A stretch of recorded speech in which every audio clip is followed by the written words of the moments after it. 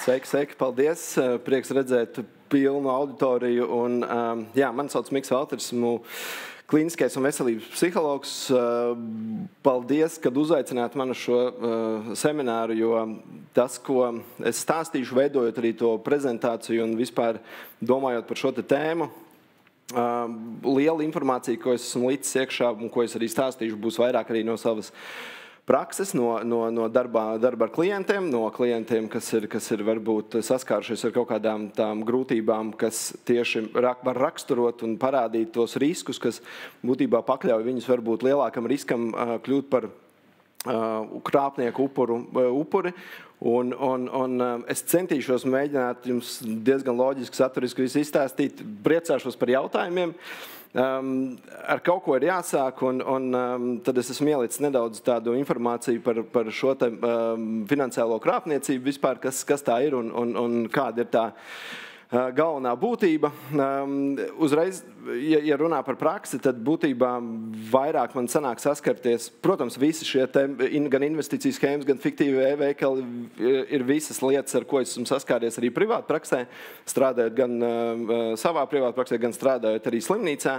Bet šobrīd lielākās, kas tā sistemātiski parādās varbūt klientiem, kad viņi vairāk saskarās, protams, ar šo telefonu krāpniecību, kas ir varbūt tāda, no šīm varbūt tāda ja tā varētu teikt, finansiāli mazāk kaitīga tādā ziņā, jo arī privātpraksē un slimnīcā strādājot ar klientiem nav varbūt tie gadījumi, kas izskan pa radio vai pa televīziju, bet tomēr kopsumā ņemot, kad diezgan daudz tie klienti uzķerās varbūt šādām krāpniecības veidam, kas ir tieši tā telefona krāpniecība. Ar kaut ko bija jāsāk, es nedaudz ielicu, šis nav gluži tas manējais galvenais lauciņš, par ko es būtībā atbildu, bet ja mēs skatāmies vienu monētas pusi, mums ir jāskatās otra monētas pusi, un pirms mēs ķeramies klāt varbūt tam upuru profilam, tad noteikti svarīgākais ir arī paskatīties to krāpnieku profilu, kāds tas krāpnieks ir un kāds viņa tās dotības un spējas ir. Kā jau teicu, manuprāt, šī tēma ir tiešām ļoti aktualizēta, bet joprojām praksē mēs saskaramies ar tiešām ļoti daudz tiem gadījumiem, kad cilvēki piedzīvo šo krāpnieku uzbrukumus, un tas, ko uzreiz es gribētu arī pateikt, kad ne tikai mēs šeit runājot par to problēmu, mēģinam viņu aktualizēt, mēģinam viņu kaut kādā veidā apkarot vai kaut kā informēt to sabiedrību, arī tie paši krāpnieki ļoti, ja varētu teikt, izglītojas, seko laikam līdzi, skatās, kas tad īsti notiek mūsu sabiedrībā. Un, protams, šis krāpnieku profils ir tāda mana interpretācija vairāk, ko es esmu uzlicis, kas ir tās galvenās viņa tās iezīmes. Un pirmais, kas ir tās specifiskās zināšanas. Specifiskās zināšanas šādā gadījumā, es domāju, tieši saistībā par to, ka arī šis krāpnieks ir ļoti izglītots, ļoti spējīgs atrast informāciju, kā pareizi strādāt ar konkrētiem cilvēkiem, konkrētām cilvēku grupām.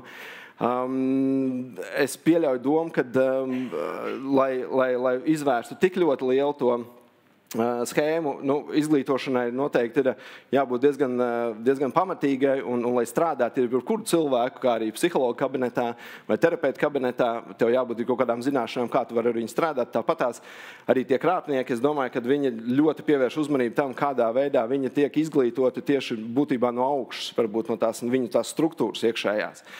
Empātijas trūkums šim es gribētu pievērst varbūt lielāku uzmanību.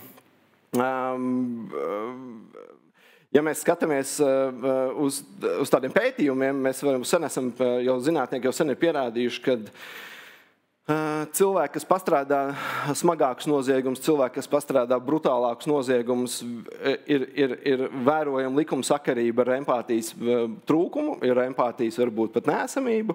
Bet šajā gadījumā atkal šeit ir tās divas puses. Saistībā arī ar šo telefonu krāpniecību. Jūs jau ļoti labi zināt, ka viduslaikos bērns nesāja maskas, un tas viņus atbrīvoja varbūt no sociālas diskriminācijas un tādas emocionālas varbūt traumas. Bet šajā gadījumā ar to emocionālo trūkumu, es domāju, varbūt vairāk saistībā ar to krāpniecību caur telefonu, jo šis krāpniecības veids ir kaut kāds tāds, ka tas krāpnieks arī uzvelk šo masku. Un ja mēs skatāmies uz to, vai cilvēks izdarītu noziegumu aci pret aci, vai cilvēks izdarītu noziegumu tad, kad viņu neatklāja. Šeit arī tās saistības ar to, ka tiklīdz cilvēkam ir tā iespēja būt neatklātam, vai tiklīdz cilvēkam būtu iespēja nebūt pamanāmam, šis te nozieguma veids ir krietni augstāks un krietni varbūt pat brutālāks.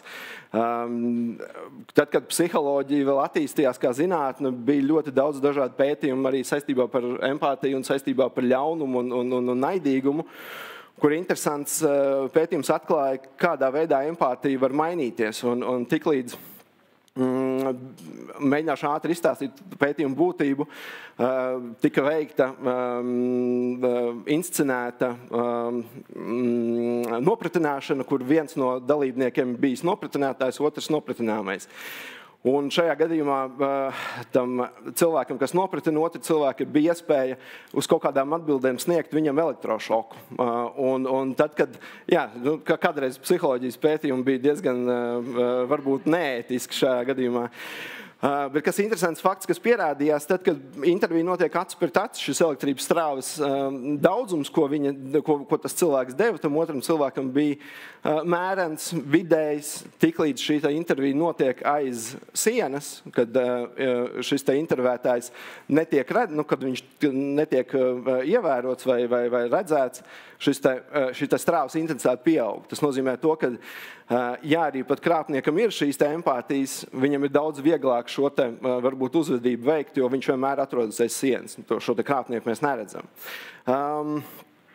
Informācijas analīze, komunikatīvās iemaņas, tās ir visas prasmes, ko būtībā mēs attīstam gan kā profesionāļi savā darbā, gan arī krāpnieki savā sfērā. Sociāla ekstraverta uzvedība, manipulatīva uzvedība, mērķtiecība, neatlaidība, tās visas būtībā ir tās īpašības, tās iezīmes, kas ir diametrāli pretēji šim te upuru personības iezīmēm būtībā un viņa kaut kādām emocionālās sfēras iezīmēm. Krāpnieku profils ir žēl īstenībā. Es arī taisot šo prezentāciju, ir žēl, kad es arī neesmu varbūt tik bieži lasījis ziņas par šo te krāpnieku notveršanu, bet vismaz literatūrā ir ļoti maz tās informācijas, kur var dabūt šo te krāpnieku profilu reāli, kas ir tiešām nopratināts vai tiešām var veikts ar viņu tādas padziļinātāk izpēta, jo tas laikam tad mums ir tikai priekšā vēl. Ja mēs domājam par upuru galveno profilu, mēs noteikti varam izdalīt vairākus tos faktorus. Un šeit es skatos vairāk uz tiem situatīviem faktoriem, emocionāliem faktoriem, un tas trešais būtībā ir šīs psihiskās veselības traucējumi, tādas iezīmes cilvēkiem, kas kļūst par upuriem. Ja mēs domājam par šīm psihiskās veselības traucējumiem, noteikti mums ir jādomā par ļoti konkrētu grupu cilvēku, kas tiešām saskarās ar kaut kādām garīgās un psihiskās veselības traucējumiem. Tomēr tie situatīvie un emocionālie faktori, tie jau piemīt mums visiem. Un nokļūstot kaut kādās situācijās vai nokļūstot kaut kādās vidējas atsevišķās, mūsu reakcija var būt, iespējams, pat dažreiz arī neprognozējama mums pašiem. Jā, par tiem situatīviem faktoriem pirmais, ko es iekļāvu, ir laiks un nauda. Mēs ļoti labi zinām, ka laiks ir būtībā visdārgākais, kas mums ir. Laiks ir tas, kas mums ir dots, un laiks ir tas, kas ir mums vissvētākais. Taisot, dāvanas, mēs dāvinam vairāk laiku, varbūt otram cilvēkam. Tieši tas pats arī šeit ar krāpnieku un šo te upura attiecībām būtībā ir šis laika faktors. Laika faktors ir var spēlēt gan pozitīvi, gan negatīvi. Mēs ļoti labi dzirdam ziņās un informāciju par to, kā mums ir varbūt jārunā ar nepazīstamu cilvēku, kad viņš mums zvana, kad tas ir tas, ko mēs gribam pēc iespējas ātrāk beigt šo sarunu, pēc iespējas ātrāk pārslēgties, bet tā tas bieži vien nestrādā. Un tas attiecās tieši uz šo te attiecību veidošanu, kur apmācīts cilvēks spēja atrast šo te kāju duru spraugā un dabūt šīs te liekās 2-5 minūtes, varbūt pat vairāk, kas veido šīs te attiecības ar cilvēku, upuri un krāpnieku. Tāpat tā steidzamība, lēmumu pieņemšanas fatalitāte, tas ir kaut kas tāds, ko mēs visi esam, es tiešām nešaubos, ka mēs visi esam pieņēmuši nepareizes lēmumus, mēs visi esam pieņēmuši varbūt lēmumus, ko mēs gribētu atgriezt, bet, ja mēs tā paskatāmies, iespējams šī ir tā likumsakarība, kad varbūt mums nebija pietiekoši daudz laika, lai mēs varētu padomāt par šīm te savu uzvedību, savu lēmumu pieņemšanu. Situatīvi faktori noteikti ir arī finansiāla rakstura grūtības. Ir laikam muļķīgi domāt, ka visi cilvēki, kas cieši no krāpniekiem, ir kaut kādā veidā finansiāli turīgāki nekā citi cilvēki. Tas, kas praksē pierādās īpaši slimnīcā, pierādās tas, ka tie cilvēki, kas ir mazturīgāki, tie cilvēki, kam ir mazāk tie ienākumi, viņi ir pamatā viena no tām lielajām riska grupām, jo viņiem ir šis te apakšā tā vēlme uzlabot savu to finansiālo stāvokli. Individu dzīves traģiskie notikumi. Es pieļauju domu arī lielākā daļa no mums ir piedzīvojuši kaut kādas nepatīkamas situācijas savā dzīvē, nepatīkamas notikums savā dzīvē. Tas noteikti parāda to, ka tiklīdz mēs esam emocionāli ievainojamāki, mēs iekrītam tajā riska grupā, kad mēs varam piedzīvot šo te varbūt nepareizu lēmumu pieņemšanu, kas arī saistīts ar šo te dzīves traģiskiem notikumiem. Ir ļoti daudz, mēs dzirdam arī par ziedojumu vākšanu dažādām ģimenēm, kas ir piedzīvojuši kaut kādu traģēdiju, pieņemsim, ugunsgrēku smagi, kur ir nodegušas mājas vai vēl kaut kas. Slimnīcām ir bijis viens gadījums, kad šādā veidā šī naudiņa, kas tika ziedota būtībā, tika neveiksmīgi arī atņemta šim cilvēkam tieši saistībā ar šo dzīves traģisko notikumu. Informācijas noliekšana vai nepietiekamība.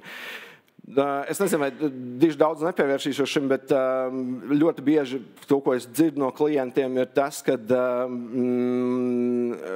šie ir tikai atsevišķi gadījumi, šī ir kaut kāda, iespējams, ļoti šaura niša. Bieži vien cilvēkiem nav pieejama šī informācija, kas būtu vitāli svarīga, ko viņiem darīt kaut kādās ārkārtas situācijās, kaut kādās situācijās, kad viņi tiek uzrunāti, kas iet saistībā būtībā ar to ārkārtas un vai krīzes situāciju. Un to es arī gribētu attiekt atpakaļ pie krāpnieku profila saistībā par informācijas analīzi. Šie cilvēki, kas veic šos krāpnieciskos nodarījumus, ir ļoti labi informēti par to, kas notiek, kā notiek, kas notiek mūsu valstī, attiecīgos reģionos, un viņi noteikti zina, kādas ir šīs ārkārtas vai krīzes situācijas. Un, protams, izmantojot šo situāciju, viņi var būtībā ietekmēt šo situatīvo faktoru tieši katram individam atsevišķi. Šis būtu vairāk tāds mans lauciņš saistībā ar slimnīcas klientiem un darbu ar slimnīcas klientiem, kas ir šie psiholoģiski un psihiskās veselības traucējumi. Šī ir tā ļoti varbūt specifiskā grupa cilvēku, kam ir diagnosticēti traucējumi.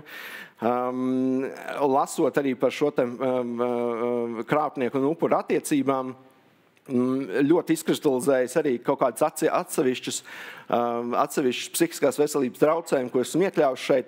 Trauksme, depresija, lai cik varbūt smieklīgi tas neizklausās, tos visur pieskaita. Ja? Pie vienalga kādām grūtībām trauksme, depresijas klienti ir uzreiz ar paaugstinātu risku.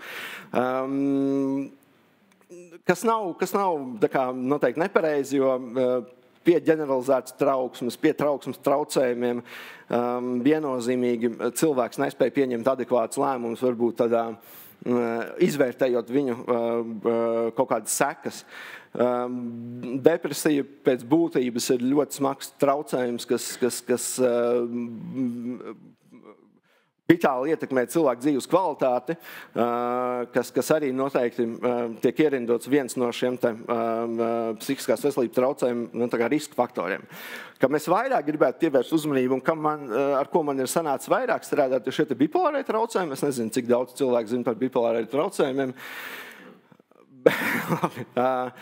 Bet bipolāri traucējumi, ar ko viņi ir interesanti ļoti svārstīgi šo emocionālo stāvokli. Un ir cilvēki, kas var izjust ļoti ilgi tādu depresīvu noskaņojumu, bet bipolāram traucējumiem parasti raksturīgi ir šī mānijas stāvoklis, šis tāds ļoti spēcīgs enerģijas uzplaukums, kas neilgst ļoti ilgi, bet tajā posmā, kad cilvēkam ir šis paaugstinātais enerģijas mānijas stāvoklis, viņš bieži mēdz savārīt dažādas ziepes. Un šie, laikam, visvairāk stāsti nāk no šāda veida cilvēkiem ar šādu veidu traucējumiem, kad viņi ir nodarījuši būtisku finansiālu kaitējumu gan sev, gan savai ģimenei, gan varbūt arī kā uzņēmēju uzņēmumam. Tāds viens piemērs ir vīrs ar sievu dzīvo divatās, bērni jau ir izgājuši no ģimenes un vairākus gadus šis pāris krāja naudiņu ceļojumam, lai viņi varētu aizbraukt tādā ilgākā ceļojumā. Un vīrietim netika konstatēti šie bipolārie traucējumi. Jā, viņam bija šīs depresijas epizodes, bet nav bijusi tāda izteikta mānijas epizode. Un vienā skaistā dienā vīrs izņem no konta visu naudu, aizbrauc uz citu zemi, jo viņš ir salasījies, ka viņam gribās iesaistīties antikvariāta dažādos darījumos un šādā veidā vienkārši iztērē naudu. Kur būtībā tas krāpnieks bija tas triggers, kas notriggeroja viņu to uzvedību. Emocionāla nestabilitāte, atkarīga personība, posttraumatiskais stress sindroms, adaptācijas traucējumi, kognitīvās sfēras grūtības, garīga atpilcība, tie pārējie, kas varbūt, ka mēs gribētu mazāk pievērst uzmanību, bet tāda emocionāla nestabilitāte, protams, tas ir, mums ir ļoti grūti pieņemt lēmumus tādās krīzes situācijās, mēs nespējam regulēt savas emocijas, mums ir ļoti grūti varbūt būt tādiem adekvātiem, grūti saglabāt mieru kaut kādās stresa situācijās. Atkarīgai personībai visdrīzāk būs lēmumu pieņemšana balstīta uz kaut kādu cilvēku autoritāti, kur es esmu vairāk pakļauju savu uzvedību kaut kādu citu cilvēku uzvedībai. Posttraumatiskais stress sindroms, interesanti pie šī sindroma. Par to mēs varam runāt būtībā tad, kad ir noticis jau šis krāpnieciskais darījums, kad iespējams cilvēks piedzīvo šo posttraumatisko stresa sindromu, bet kas ir raksturīgi pie posttraumatiskā stresa sindroma ir ātra lēmuma pieņemšana. Cilvēks saskaroties ar tādām stresa situācijām, viņš negrib īsti tajā atrasties pārāk ilgi, viņš mēģina ātrāk pieņemt lēmumu, lai vienkārši varētu pārslēgties un doties tālāk, lai viņš nebūtu kontaktē ar tām savām nepatīkamām emocijām. Adaptācijas traucējumi būtībā iet ļoti kopā ar trauksmes traucējumiem, kur cilvēks izjūt šo paaugstināto trauksmi. Lai cik interesanti nebūtu, piemēram, šīs kognitīvās sfēras grūtības, kas ir šī garīga atpalicība vai pat citos gadījumos tāda smaga garīga atpalicība. Ja tā var teikt, šis būtu visdrošākais no tiem visiem traucējumiem, jo tas, ko praksē var novērot par šādiem cilvēkiem parūpējas, par viņiem nav šī iespēja brīvi piekļūt saviem līdzekļiem vai arī kaut kādā veidā iekrist uz to krāpnieku pamudināto uzvedību. Emocionālie faktori. Šeit esmu vairākus minējis, tur būs laikam nedaudz garāk, bet tas, ko es noteikti gribētu izcelt, ir šī autoritāšu ietekme, kur ļoti bieži mēs dzirdam ziņās, ja šis ir tas telefons zvans, tad otrā galā ir vai nu policists, vai nu tiesa, vai nu skolotājs, mediķis, vēl kaut kas, viennozīmīgi kaut kāda autoritāte. Un cilvēkiem ar grūtībām darboties, pieņemt lēmumus autoritāšu spiedienu rezultātā, šis varētu būt kā tāds klupšanas akmens būtībā. Neskaitāms reizes esmu dzirdējis stāstus par to, ka kā tad es pateikšu nē, kā tad es pateikšu nē cilvēkam, kas ir kaut kādā ziņā spējīgāks vai kaut kādā ziņā ziņošāks par mani. Stress, mobilitātes trūkums stresa apstākļos, grūti varbūt tā izstāstīt, bet ir vairāki pētījumi bijuši tepat arī Latvijā saistībā ar dažādiem pārgājieniem un saistībā ar dažādām aktivitātēm ārpus telpām mežā. Te var redzēt to, ka patiesībā nonākot kaut kādās stresa situācijās, mēs tikai tad varam redzēt, kā tad mēs īsti rīkosimies tajās stresa situācijās. Un tad mēs varam redzēt, ka mums tas mobilitātes trūkums iespējams izpaliek, kas nozīmē to, ka mums ir jālec atpakaļ uz to autoritāšu ietekmi, un dažiem cilvēkiem pat ir labi, ka viņi ir pakļauti kaut kādām autoritātēm, bet šīm autoritātēm jābūt labi pazīstamām, uzticamām. Tas, ko es gribētu vēl izcelt, ir tā maģiskā domāšana. Mums visiem ir maģiskā domāšana, tas ir tikai cik viņi ir izteikti varbūt mums. Melnais kaķis pāršķērs uz pāri ielai, tad es nedrīkst iet pāri, nedrīkst iet tālāk, man jāmaina kaut kāds maršruts. Bet šajā gadījumā es vairāk domāju par tiem pašiem veciem labiem horoskopiem. Ir cilvēki, un tiešām ir cilvēki, ko esmu dzirdējis, kas praksē ļoti balstās šo savu uzvedību uz horoskopu rakstīto. Cilvēki iegulda naudas attiecīgajos tirgos tieši kaut kādā attiecīgajā laikā. Čika laiks ir ļoti izteikts. Es neko negribu noteikti teikt par to visu, bet šī ir tāda maģiskā domāšana. Un bieži vien tā maģiskā domāšana var ievest mūs tādos nepareizo lēmumu pieņemšanā. Un vientulība, tas ir tas, ko bieži vien nāk saskaties varbūt ar gados vecākiem cilvēkiem, kas varbūt izveidojot attiecības ar šo krāpnieku, kas ir šī ilglaicīgā tāda attiecība izveidošana, bieži vien noved pie tā, ka cilvēks vēloties pēc kaut kādas sabiedrības, vēloties pēc kaut kādas tuvības, būtībā piedzīvo ļoti nežēlīgu. Šī ilglaicīgā tāda attiecība veidošana ir parasti visnežēlīgākā, jo tas visilgāk ilgs, tas visvairāk arī paņem gan no tā paša cilvēka, gan finansiāli, gan emocionāli. Impulsivitāte, pazemināta pašpārliecināta empātija, augstprātība, naivums. Es nezinu, vai ir vērts iet visam cauri, bet noteikti šī pazeminātā pašpārliecinātība, ko var ļoti daudz cilvēkiem redzēt arī ar šiem dažādiem veidu kombinācijām, kas ir saistībā ar psihiskās veselības traucējumiem, kur viņi ir piedzīvojuši ļoti daudz šīs neveiksmes savā dzīvē, kur noteikti viņš nespēja adekvātāk varbūt pieņemt tos lēmumus, kas ir saistīti varbūt ar viņa adekvātu to finanšu ieguldījumu. Augstprātība, tas ir tas, ko mēs jau varbūt pirms tam arī nedaudz pieskārāmies, ir tas, ka tas jau nevar notikt ar mani, tas nekad nenotiks ar mani, man nekad tādu zvanu nav bijuši, neesmu dzirdējis nevienu cilvēkam tādu zvanu bijuši, bet šādi cilvēki arī mēdz būt ļoti ievainojami, jo cilvēkiem ir tā tendence varbūt to informāciju, no kā viņi ļoti baidās, iespējams varbūt pat arī nesadzirdēt. Jā. Es iekļauju varbūt tādas 3 lielākās sadaļas, kas būtu varbūt palīdzošas šiem cilvēkiem, kas piedzīvo varbūt kaut kādas tās grūtības.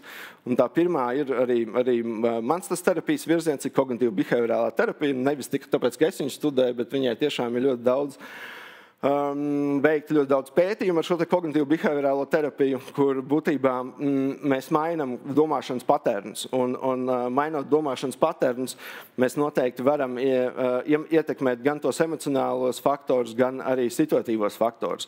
Būtībā uz šiem situatīviem faktoriem kognitīva behaviorāla terapija ļoti labi strādā. Viņi ļoti labi strādā, kā mēs varam pieņemt adekvātus lēmumus kaut kādās situācijās, kontrolējot to savu domāšanu, domas plūsmu, jo parasti tā ķēdīte ir tāda, kad pastāv situācija. Pirmais, tas, kā cilvēks reaģē uz situāciju, ir tas, ka mēs sākam domāt kaut ko par to situāciju, un tad trešais būtībā ir tā mūsu emocija un uzvedība. Ja mēs ieliekam pareizu intervenciju un pareizu šo iekļaujošo varbūt terapiju saistībā par domāšanas paterniem, mēs varam atturēt cilvēku no kaut kāda veida pārsteidzīga lēmuma pieņemšanas vai arī kaut kāda veida izvairīties no kaut kāda veida grūtībām. Otrs ir būtībā tā apzinātība, kas iet ļoti kontaktā ar šo kognitīvu behaviorālo terapiju, kas vairāk ir saistīta ar šo sevis tādu nomierināšanu, savu emociju varbūt regulēšanu vairāk kontrolēt šos impulsus. Apzinātība noteikti ir kaut kas tāds, ko vajadzētu darīt visiem un vienmēr, kas ir saistīts arī ar fizisko ķermeni. Un tad trešais būtu šī dialektiskā uzvedības terapija, kas jau ir tāda padziļinātāka terapija, kas vairāk strādā uz psihiskās veselības traucējumiem, īpaši uz tādām personības tipiem, kas ir šie bipolārie, varbūt arī robežu stāvokļi. Jā, es neesmu iekļāvis robežu stāvokli, pareizi. Robežu stāvoklis arī ir ļoti bīstams tādā gadījumā. Robežu stāvokli, jau tajā pašā nosaukumā mēs zinām, ka cilvēks ļoti grūti ievēro tās robežas gan komunikācijā ar citiem cilvēkiem, gan viņam ir šī impulsīvā uzvedība. Jā, tas būtu vairāk vai mazāk izskrienot cauri viss. Bet man tiešām būtu prieks atbildēt kādu jautājumu.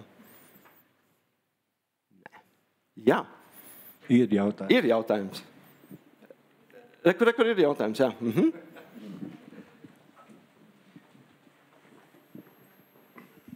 Sveiks. Tā. Klausījos ar uzmanību jūsu prezentāciju. Tad man te jautājums, man radās tā ideja, vai tad sanāk, ka krāpnieks ir mērķtiecīgs, labīlu cilvēku mednieks? Ja mēs pārdodam somiņus, ko mēs esam šuvuši, mēs drīzāk pārdodam kaut kādai konkrētai grupai. Es domāju, ka jā, noteikti. Un tad pēc tavas prezentācijas es saprotu, ka galvenais tas mērķis viņam ir šie labīlie cilvēki, jo psiholoģiski stabilie.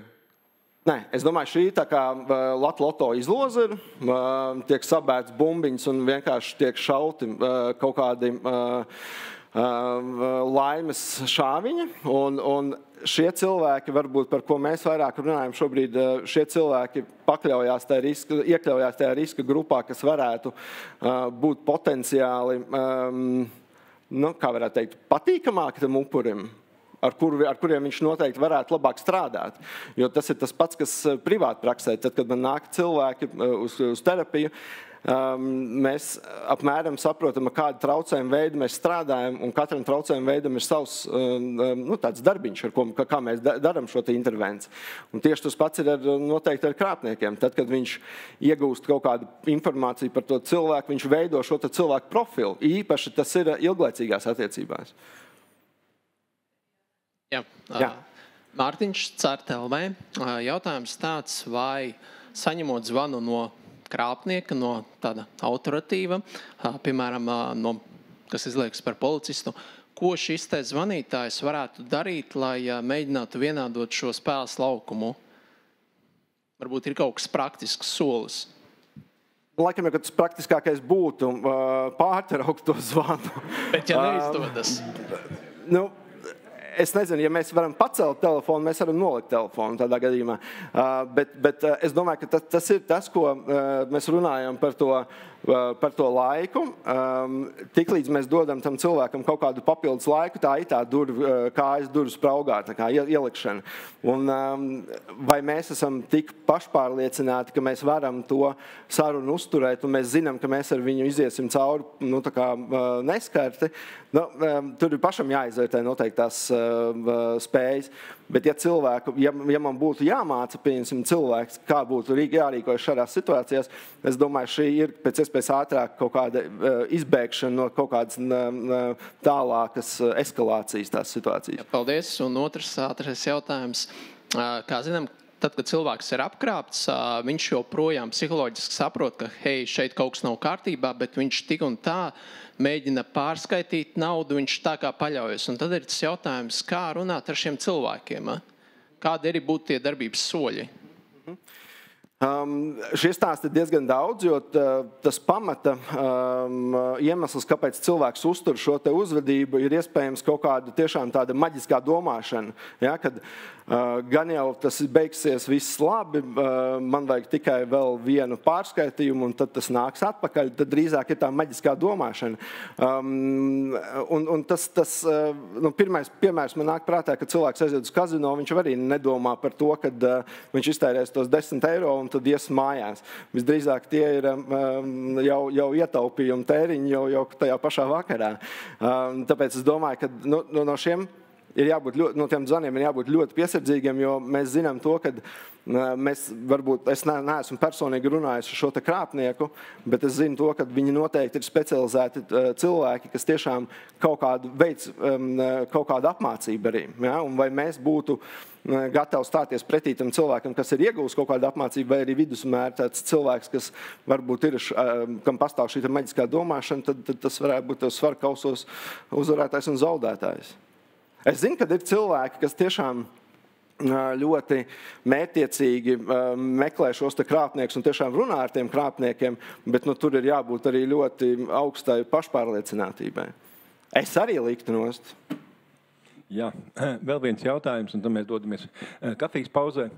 Prezentācijā netika izmantots termins izdegšana. Cilvēki ļoti daudz strādā šobrīd, un katram diezgan sava ir tas stāsts par to. Lielākoties viņi paši neapzinās, ka viņi izdeguši, viņiem kaut kāda palīdzība vajag no ārpuses vajag pateikt. Tur mēs nonākam arī pie kaut kādas binārās opozīcijas, ka viena slīd kaut kādā depresijā, cita paliek galīgi agresīvi. Vai šīs te īpašības arī varētu būt, vai šis te status varētu būt izdegšanas status, kā priekšrocību šiem te ļaundariem. Ļoti interesanti, ka jūs par to ierunājaties. Man nesen bija intervija saistībā par izdegšanu un izdegšanu darbā, un tad mums izvērtās ar šo žurnālistu ļoti interesanta saruna. Un atkal šai izdegšanai tā monētai ir atkal divas tās puses. Izdegšana var būt no papildus pārmērīgi liela darba sloga, bet te pašā laikā izdegšana ir arī cilvēku nenovērtēšana kaut kādā ziņā, ka cilvēks sasniedz kaut kādus griestus un viņš vēlas vairāk, bet viņiem netiek piedāvāts šāda veida karjeras kāpnes. Izdegšana, es domāju, es vairāk liktu pie tiem riska faktoriem, kas saistās ar šo te cilvēka varbūt grūtībām, kas saistās ar vairāk tām emocionālām grūtībām, kas būtībā, kad viņš nespēja varbūt kaut kādā līmenī līdz galam adekvāti izvērtēt kaut kādas tās situācijas. Bet izdegšana, kas pie izdegšanas, ko mēs varam uzreiz teikt, tas ir līdzīgi kā pie depresijām šie traucējumi ir ļoti ilgi ārstējami un cilvēka tā atkopšanās ir ļoti ilglaicīga. Jā, paldies, Mika. Paldies. Par interesanto stāstu. Paldies, ka piedalījies. Paldies.